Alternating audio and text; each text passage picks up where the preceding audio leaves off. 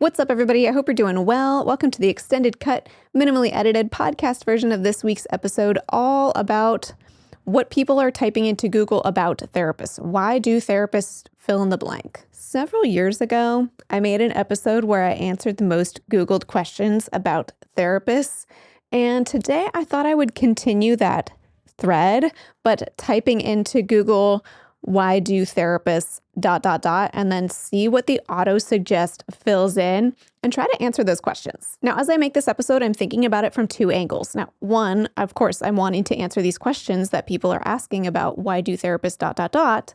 But also, I'm really curious, what kinds of questions are people typing into Google searches about therapists? Now, considering that most people who are watching my content are therapists, I think that this is also really helpful for us to think about, like, what are people's questions, hang-up points, concerns, that sort of thing when it comes to therapists, so that we can have that awareness as we do our work with our clients. So the concept of this episode is very simple. I opened an incognito window, typed into a Google search, why do therapists, and then just looked at all of the auto-suggest, auto-filled questions that popped up, took a screenshot, and we're going to try to answer the questions that people typed into their Google searches. When Google offers those autofill, auto-suggest sentences, like it completes your query for you before you even finish typing it, usually it's offering what most people tend to ask about. So it gives us a sense of what people are already typing into Google. In the extended cut version of this episode, I'm going to offer some more extended thoughts, imagine that, on some of the answers to these questions, because most of them do have pretty nuanced answers in my mind. And so if you're into a little bit more of those anecdotes, those nuances, you're in the right place. Okay, so the first thing that Google offered when I typed in, why does my therapist, was, why does my therapist want me to cry? This is fascinating. Like, is this genuinely one of the more commonly asked questions to finish off the sentence, why does my therapist? My mind is going in a few different directions, because if somebody's typing this, like, did their therapist actually want that person to cry? Or is that something they're perceiving about their therapist?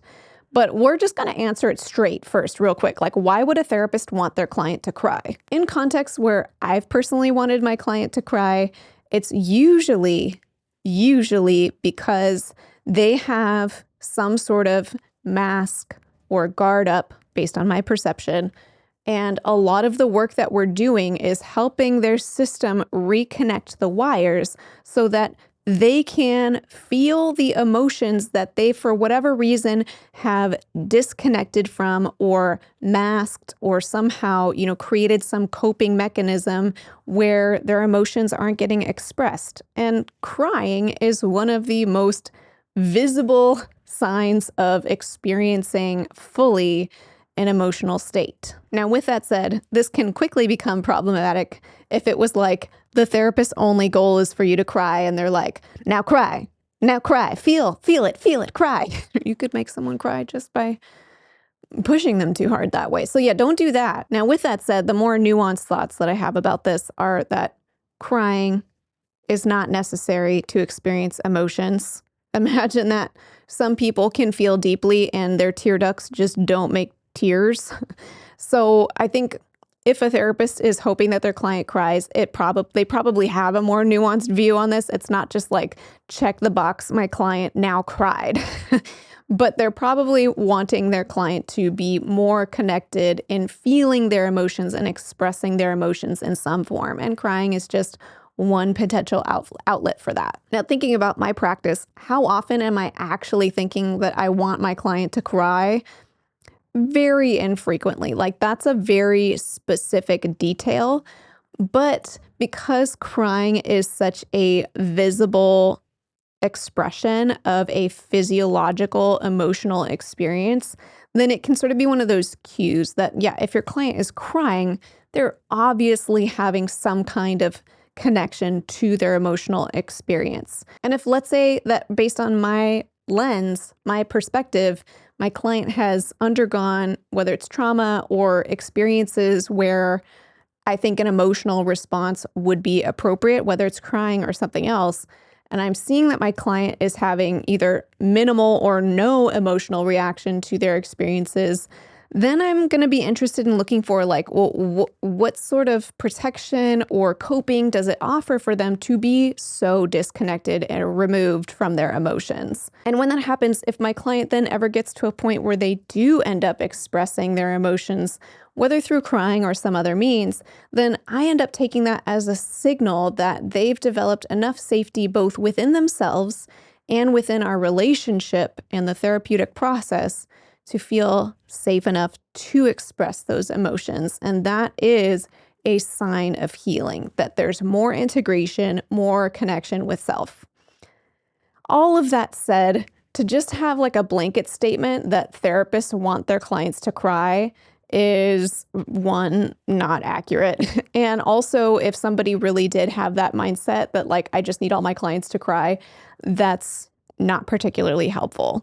Not all my clients cry. Some of my clients cry like almost every session, and some of my clients cry never throughout therapy. And that doesn't mean that there's more health or less health. It's just different situations. Okay, the next Google auto-suggested question for why does my therapist is, why does my therapist ask the same question? I was kind of surprised by this one. How many people are Googling, why does my therapist ask the same question and why? That's fascinating to me. Are a lot of therapists asking the same question? I don't know. But if we just took this question at face value, why would a therapist ask the same question? I mean, I take it that the therapist is probably asking it again and again, whether they're asking it repeatedly in the same session, or maybe it just keeps popping up across sessions. There could be any number of reasons, but the one that comes to mind most apparently to me is that the therapist is trying to see if they can help their client see a scenario from a different angle. This could apply to any question, really. You know, the question might be like, how are you feeling today? Or it could be things like, what do you think you're needing in this moment? Which is a question I ask a lot of my clients multiple times throughout treatment. Or it could be a question about insights around a scenario. Like, what do you think was going on for that individual in your life when they treated you that way? Any of these questions or others could have dynamic changing responses. So the therapist may just genuinely be honoring the fact that, you know, your answer to the question, how do you feel right now, might look very different than however you answered it 5 minutes ago. And it might be that, you know, there's more than one way to look at any situation, and there's an invitation to see it from different angles. And one thing I have heard people say is that, like, your therapist knows that a different answer than what you're giving is the correct answer. And that's not usually my approach, though it certainly is an approach that some therapists might use. If I'm seeing a different angle, I might let my client know of like, okay, I think there's more than one way of seeing this situation. I have a few in mind, but I'm curious if you can find them, and then I'll let you know after you give it a go.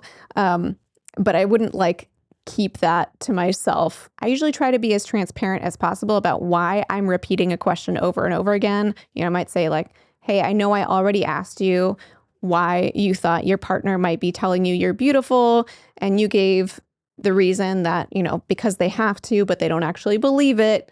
I'm aware that there could be some potential other explanations for why they might be saying that.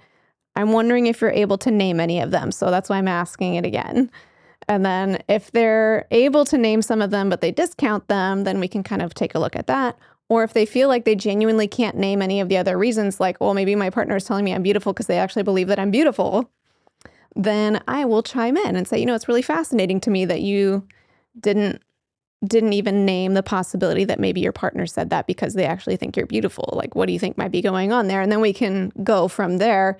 So I don't keep it a secret, but I might keep asking the question a couple of times and sort of looping my client in on why I keep asking the same question, if that makes sense. And I mean, let's be real. Sometimes your therapist might ask the same question because they forgot, especially if it's just like informational, like there's not more than one angle to it. Like, you know, what's the name of your spouse or something like that? And then they ask the question again next time.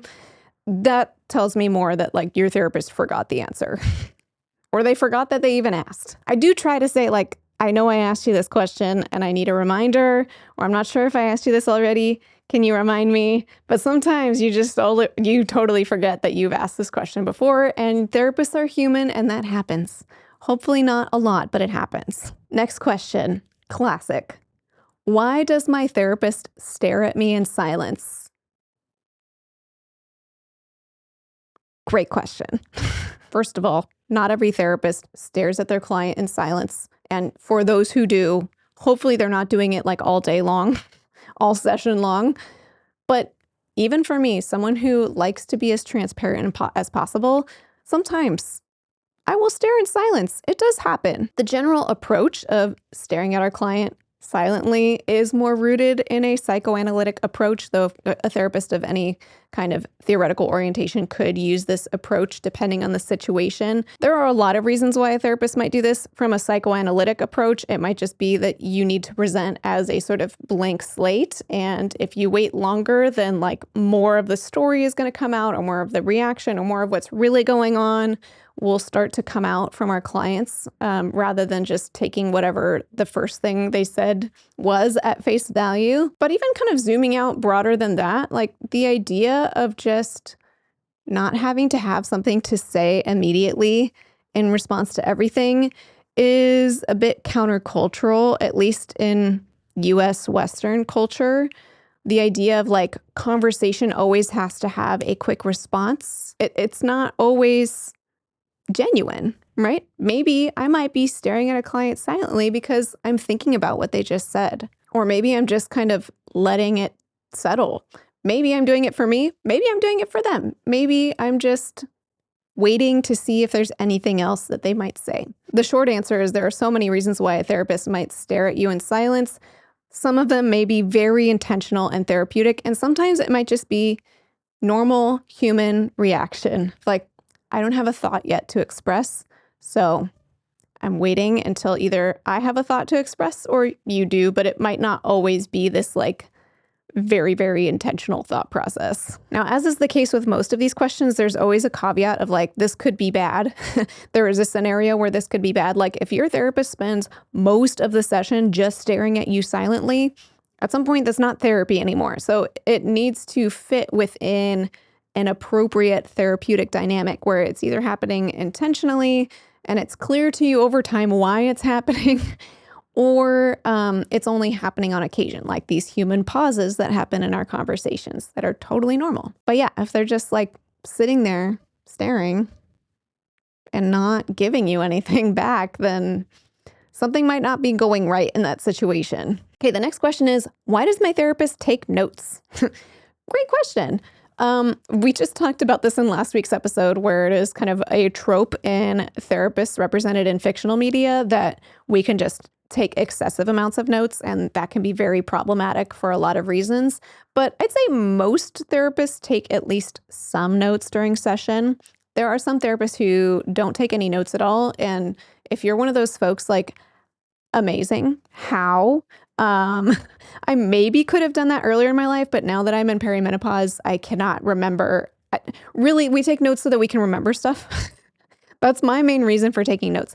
And when I take notes, I'm not trying to psychoanalyze like, they said this, but what they actually mean is this other deeper thing that they don't even know about. It's usually like, okay, this person's partner's name is Sam.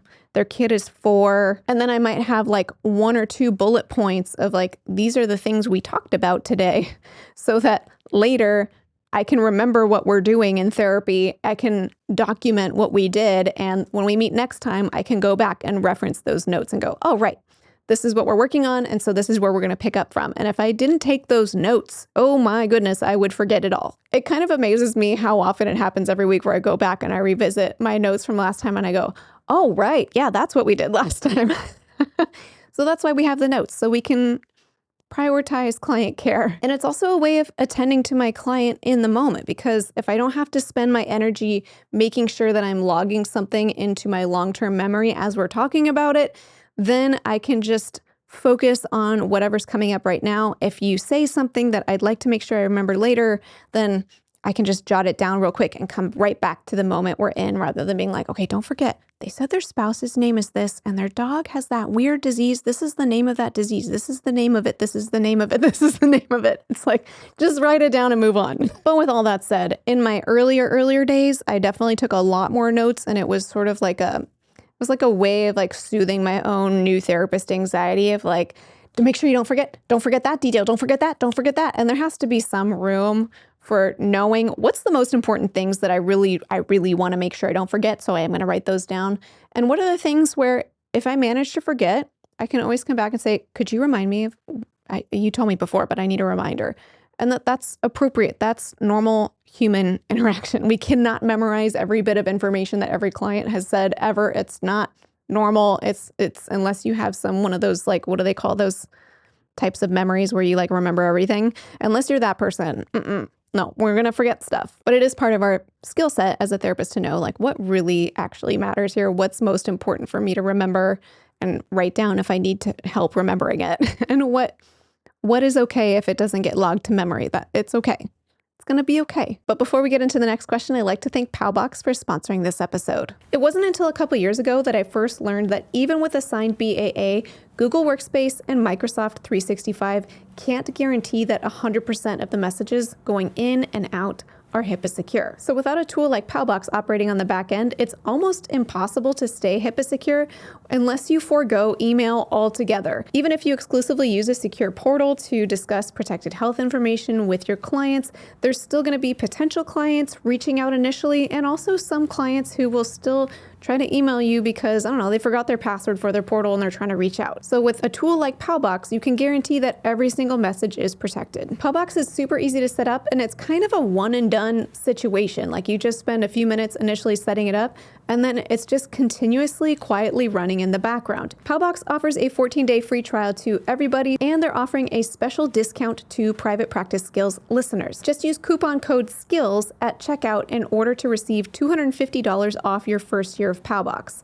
That's Powbox spelled Paubox. Thank you again to Powbox for sponsoring this episode. And now on to the next Googled question about therapists. Okay, going into the next question, I know I said earlier that a lot of these questions have like a nuanced take where it turns sour. Like, you know, the therapist who takes notes is just a therapist being a therapist, but it is possible to take too many notes, or the therapist who stares at you blankly in silence might just be normal behavior until you do it too much. But this next question I think is pretty problematic out the gate. The question is, why does my therapist keep canceling? The emphasis is on keep, because if we were to say like, why does my therapist cancel sometimes? I might say because they're a human being and everyone needs to cancel sometimes.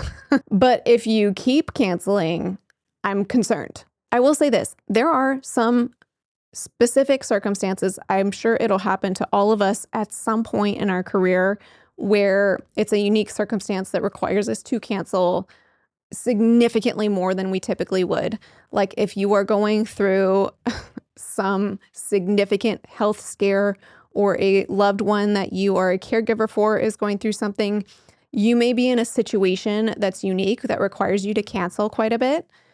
If that happens, personally, I think it is in the client's best interest to disclose some amount of that information about what's happening so that they know it's not because of them. And maybe it sounds like, you know, I'm so sorry, I have a unique personal matter happening that is making my schedule a lot more wonky than I typically would allow. Or, you know, you don't have to tell the whole story is what I'm saying. But if there truly is some life circumstance that is requiring you to cancel more regularly, I think it is really important that we let our clients know that something is going on outside of them. But with that said, if a client is Googling, why does my therapist keep canceling? That, like, I'm concerned. Like, that's telling me that that therapist kept canceling and they didn't give a reason to their clients, at least not one that was clear enough that satisfied them. Right now they're Googling it.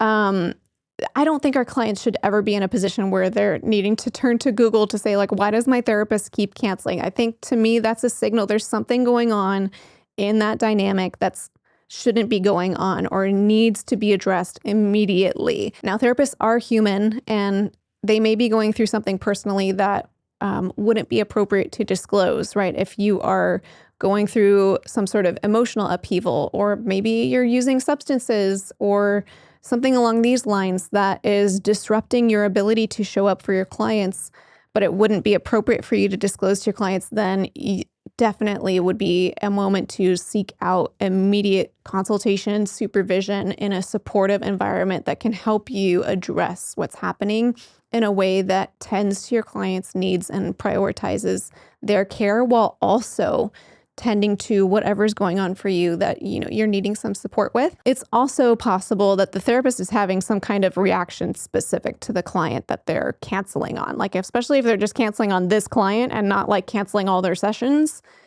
there's something that's unattended to in that relationship, in that therapeutic dynamic. And if you notice that you're canceling on a specific client over and over again, that is a great time to seek consultation, potentially bring it up in your own therapy work to see what might be going on there. There's any number of reasons why we might have that kind of reaction towards our clients, but it is very important that we make sure we prioritize that client's care while tending to whatever we might be needing in that moment as well. And I don't know, everyone's circumstances are different.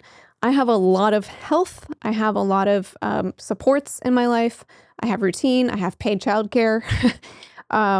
So for me, if I'm canceling without advance notice, like, a vacation that's been on the schedule for a while or something, like I have a fever. Aside from like being very ill like that, times that I've canceled, very few and far between. And I cancel on short notice if my child is sick and they're not able to attend childcare, and I'm not able to find some sort of alternative option, then I'll cancel short notice. Okay, the next question is kind of a repeat that we heard already. Why does my therapist not say anything? That feels very similar to stare at me silently, so we'll skip that one. The next question Google auto-suggested was, why does my therapist yawn? Which, as I go through these questions, I have to just chuckle at the idea of like, somebody was thinking about this enough that they took the time to type this in or, voice speak it into a Google search.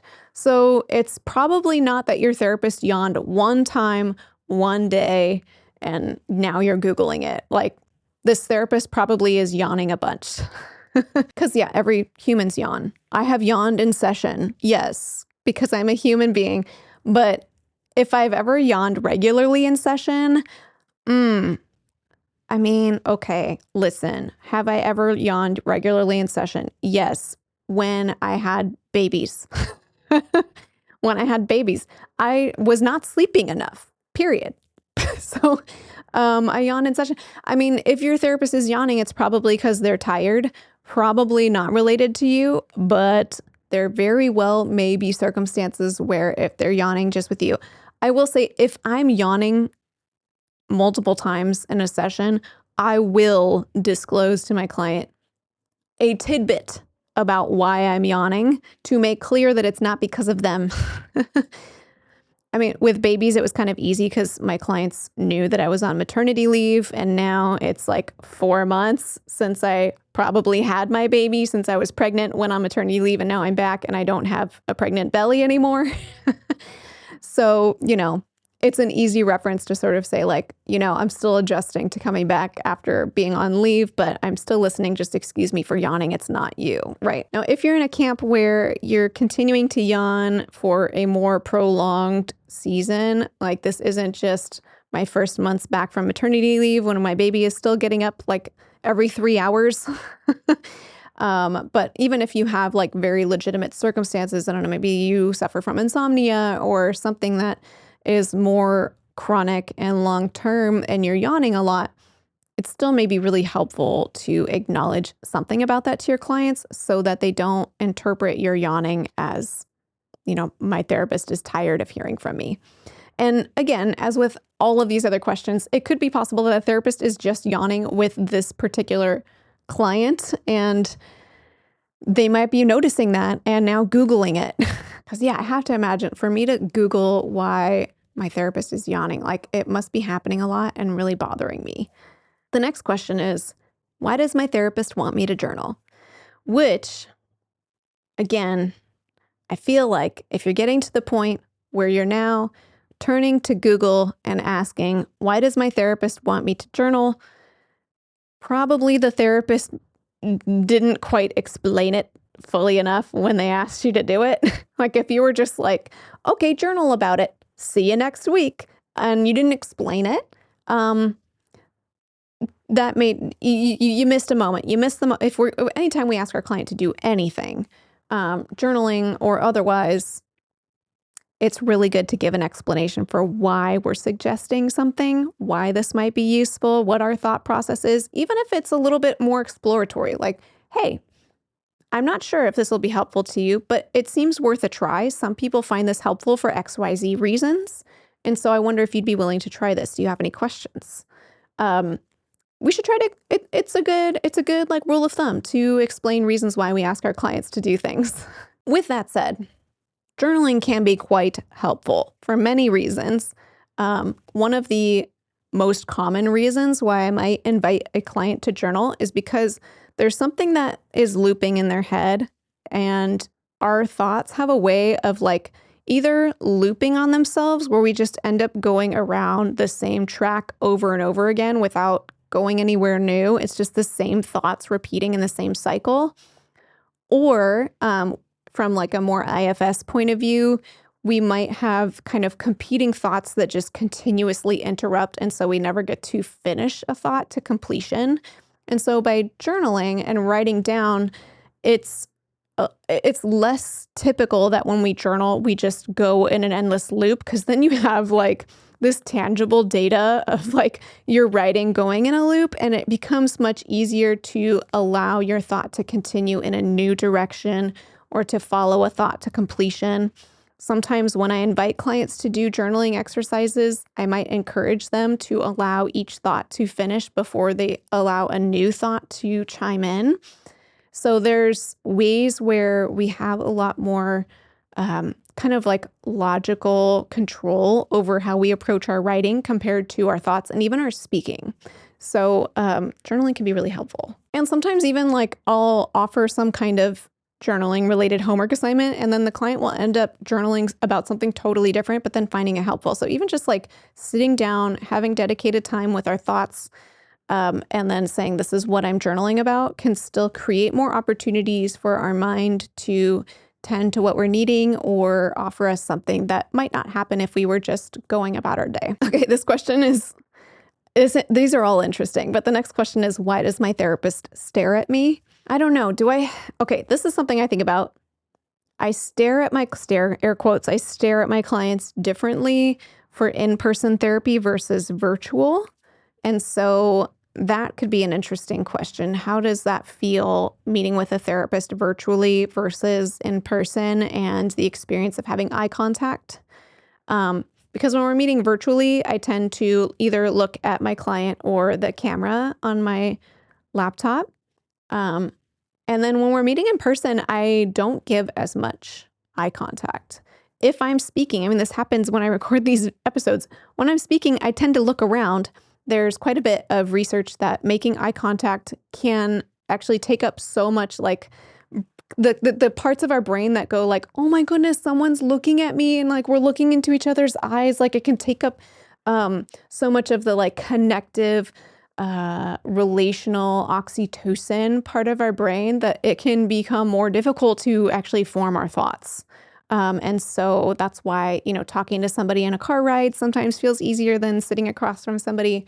Or if we're thinking about something, we might like look up or look away, look down, because when we're looking at somebody in the eyes, it's hard to focus on other things. That's just kind of how we're wired.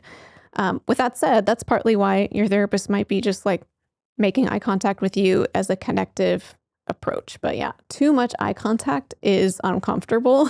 But I don't know, it's like some of this could be like cultural, some of it could be generational. Like I feel like millennials make a lot more eye contact on average than Gen Z. Did I make that up? Did I just make that up based on no data aside from my own life experiences? Yes. And yeah, also like cultural expectations as well. So I don't know. I'm just curious. I'm curious about that. And then the word stare versus just eye contact. Like, yeah, if you're just staring at somebody saying nothing, that does feel uncomfortable. Then it just sort of feels intimidating. Like, why are you staring at me? Do something. Okay, and the last question is, why does my therapist talk about herself? Now, if we offer the benefit of the doubt to whoever therapist this would be, this is lots of people typing in this question about their therapist. Benefit of the doubt. Best case scenario, therapists do, if they choose, self-disclose if and when they believe it's to the benefit of the client. However, there is a limit to this, and I'm relating with this question because I have personally, as my own individual therapist, worked with several therapists who talked about themselves a wildly inappropriate amount. We'll get back to that in a moment. Personally, I do talk about myself sometimes. In fact, I probably talk about myself more now than I did earlier in my career, because at least in my training, we were taught basically to never ever talk about ourselves. And there are times where I'll be talking with a client and acknowledging some kind of self-disclosure often can help the conversation move along or help the client feel seen. So maybe I'll acknowledge, I don't know, if the client has celiac disease and then they might be explaining celiac disease and I might be like, you know what, I actually have celiac disease too. You don't have to explain all that. Any sort of cultural experiential phenomenon that I've had, I might share, even things if a client's talking about they got a new puppy and the puppy kept them up at night and then they're feeling silly to talk about this because maybe it's not a big deal. And I'm like, don't worry, I have a dog. I know, I feel like I know exactly what you're talking about. I've been through that too. Or, all the way down to potentially deeper things like clients describing their religious background and then maybe kind of having outside commentary of I feel kind of embarrassed talking about this. And if there's a lot of shared experiences, I might say something like, I grew up in a fundamentalist Christian background. I wasn't even allowed to wear pants to school as a kid in my conservative Christian private school. And sometimes a shorthand disclosure like that can really kind of help you skip ahead to okay, my client doesn't have to feel okay, here's this thing, but I don't know what you know about this, but this is what it can look like. And it's I know what that looks like because I've been there. And I want to hear the nuanced ways that your experiences are different than mine, but you don't have to tell me about an entire cultural experience from scratch. But all that said, I really try not to talk about myself, and there's always that check. If I'm about to disclose something about myself, it runs through that filter of is this truly going to be helpful to my client to say this right now? And if it's unknown, I skip it, or I say I can always wait till later to disclose that. But I have worked with therapists, as the client, I have been the client. I've worked with therapists who've talked about themselves so much. It is unbelievable to me, unbelievable. Because if I'm sharing something about myself, even if it's a 1 or 2 minute long story that happens once every 10 sessions, that already feels like a lot to me. But I've had therapists who will disclose for 10 minutes, for 20 minutes. I had one therapist one time talk about her life thing for 40 minutes.